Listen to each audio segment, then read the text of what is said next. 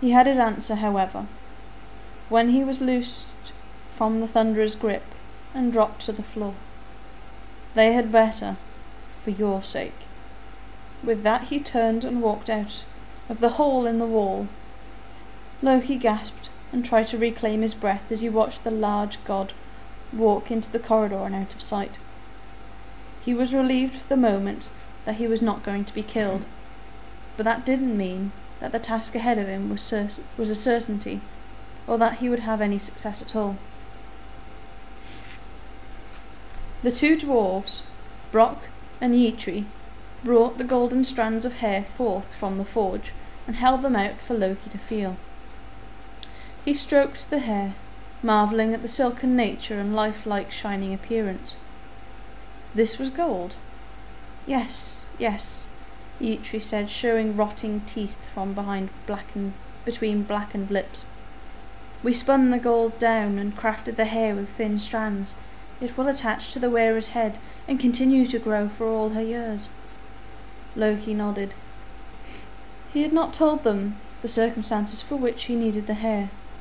It would not do for the greedy creatures to know that he was under threat from Thor. It would only increase their negotiating power. "You were satisfied with the work, then?"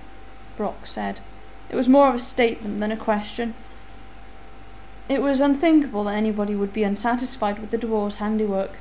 As repulsive as they were, none in the 9 worlds could craft items of such beauty. Loki pursed his lips. "I suppose." Brock and Yitri glanced at each other. "What do you mean, you suppose?" Brock said. Loki let the finely spun hair trail off his fingers. "It is functional, but I had thought the skill of the dwarves more visionary." Yitri screwed up his small ugly face. "How dare you?" he hissed. "This is one of our finest creations." Loki looked at him askance. "Truly? My apologies, then. I suppose I was expecting—" Brock stepped forward, shoving Yitri out of the way. "What were you expecting that we did not deliver?" Loki narrowed his eyes and held his hand up to his chin. "Did you both work equally on this task?" The two dwarves eyed each other. Yitri said, "What do you mean?" "Does this hair represent the same amount of effort from both of you?" "Of course it. To be fair, Brock, I spun more of the filaments out." Brock turned to the other dwarf. "You were a fool, Yitri. Don't you see what he's trying to do?" Yitri bristled. "Maybe he is only waking me up to your scheme to claim the reward for the hair." Loki's eyes went wide. "I didn't mean to—" "Quiet!" Brock stepped closer to Yitri. "Without me you would not be able to spin food into shit. Now shut your foul mouth before what little brains you have dribble out onto the floor." Yitri sneered. "You don't have a tenth of my skill at the forge, you misshapen toad. You are barely able to keep the bellows pumping without help from me." The two dwarfs closed in on each other, one holding a smith's hammer, the other a red-hot iron plucked from the coals. Loki stepped between the two. "This serves no one. If you two kill each other, then I will be able to walk away with the hair for nothing. Is that what you want?" Brock and Yitri glared at each other for a moment before turning to Loki. "I am sure that you are both equally capable." "You provoke us on purpose, Asgardian scum," Yitri said. He pulled out a jagged blade and held it out towards the trickster. Loki held out his palms and stepped back. "Surely there must be some other way to settle this." Brock said, "Put your knife away, fool. You can't collect if he's dead." Yitri sneered and put his knife down, but kept it in his hand. Brock turned to Loki. "What do you propose?"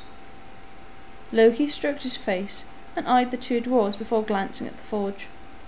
"Is there some way to test your abilities? Perhaps you two could create something you two could each create. A weapon of some sort, perhaps." And you would be the judge, no doubt? We could let the All-Father judge. Each present him with a weapon of his making, and whichever one he picks will reveal the superior craftsman. Brock and Yitri nodded to each other grimly, and then set to work at the forge. Neither saw Loki smirking while he caressed the golden hair.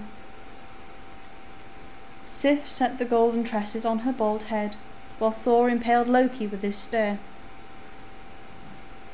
He was certain the hair would suffice, but it was difficult not to be nervous under the furious glare of the Thunderer, and the cost of failure would be high indeed. "How does it feel?" Thor asked. Sif wiped a tear away. "It tingles, but not unpleasantly so." She ran her hand through her hair, her eyes wide in amazement. "It feels like my own, as if I had never had my tresses sheared." Loki had to admit that her new hair was beautiful, more so in fact than her own had been. He licked his lips. Perhaps she would be grateful enough to allow him to yank on it one night as he mounted her from. "It seems like you'll survive this day after all, Sly One," Thor said, his tone not unkind. "You certainly owe a debt to the dwarves." Loki smiled as he gazed longingly at Sif's new hair. His eyes lingered over her body, remembering her hair dangling over her breasts as she straddled. He stifled the thought. There would be time and opportunity for a conquest, despite what Sif said about onions and leeks. Another day. If she tired of her dull husband once, she would do so again, and he would inevitably crawl back into her bed. He left with thoughts of the two dwarves, Brock and Yitri. They were due at Valaskjaff, say it again, with their weapons any day now, and he was eager to see the treasures he would take from them. Odin picked up the spear and tested its weight. "It is called Gungnir, High One," Yitri said, bowing his head. "It is a fearsome weapon." "What does it do?" "It never misses its mark, and it will transform into a walking staff at your command, so it can be disguised against your enemies." Loki raised his eyebrows as Odin set the spear down. "That would be useful against the Jotuns." He smirked, as he thought about how easy it had been to trick these greedy dwarfs into making weapons for them. "And you, dwarf?" Odin gestured towards Brock. "What have you brought?" Brock bowed as well, but his hands were empty. "Only a small trinket for you, High One." He held out his closed fist, and then slowly opened it, palm up. There was a tiny hammer lying there. Odin grabbed it out of his hand with a forefinger and thumb. The hammer grew in his hands until it was large enough for him to grasp the handle alone and feel the weight of the head. "This is surprising. Will it return to its original size?" "Oh yes, and it will be easily concealed. Your enemies will never suspect that you are armed at all." "Is there more?" Brock smirked at Yitri. "It will always return to your hand when thrown, and the sound of it striking is a clap of thunder that will lay your enemies low." "A fitting weapon for Thor, no?" "Indeed, that was my thought as well." Yitri's face was sour as Odin lingered over the weapon. "Does it have a name?" Odin asked. "Mjolnir, which means crusher." Odin handed it back, and it shrunk once more in Brock's palm. "Both are fearsome weapons, but Mjolnir is clearly the better. It will stand against our greatest enemies, and will turn mountains to dust in its wake." Loki observed the looks of the two dwarf faces closely. Brock beamed with pleasure, while Yitri sullenly pouted. He was surprised, however, to see Yitri whisper something in Brock's ear, followed by a quick nod of assent. "And what," Odin said, "will you receive for the payment of these fine weapons?" "They are worth far more than gold," Yitri said. They are the most fearsome weapons in the 9 worlds. They will stand against Jorsons at Ragnarok, Brock added. Much blood will be spilled at their behest. Odin folded his arms and glared at them with his single eye. I acknowledge their value. Name your price and it will be paid. We are not sure you value these as much as they should be valued. You will not be willing to pay what we deserve. We should take them back to Nidavellir. Perhaps others will be willing to pay their true value. Loki narrowed his eyes. What were they playing at? Odin's voice boomed. Do not test my patience, maggots. I formed you from Ymir's body, and by my beard I will unform you.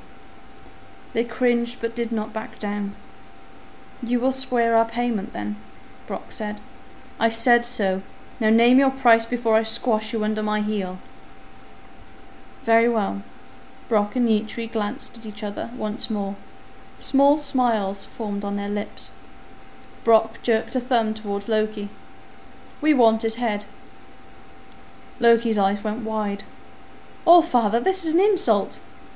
Odin stared hard at the dwarves, before opening his mouth wide and laughing. A rare sight indeed, to ruffle the sly one's feathers. Then you agree to the price? Certainly. His head is yours if you can get it. Loki felt a sinking in his gut as Brock and Yitri drew their jagged knives and advanced on him, their blackened teeth glistening in the torchlight as they ran thick tongues across them. Allfather, you can't be serious. The dwarves advanced as Odin watched, a grim smile on his face. Loki turned and whispered the runes. His bird self flew out of the high window of Valaskjaff, leaving the 2 dwarves with their knives still out, lusting for blood, and Odin barely contained his laughter.